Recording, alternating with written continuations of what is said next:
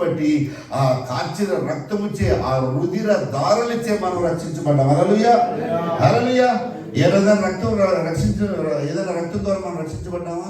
ఎవరన్నా $10,000 లేదంటే $50,000 ఇస్తే మనమైనా రక్షణ వచ్చిందా? మనకి ఉచితంగా వచ్చింది. హల్లెలూయా.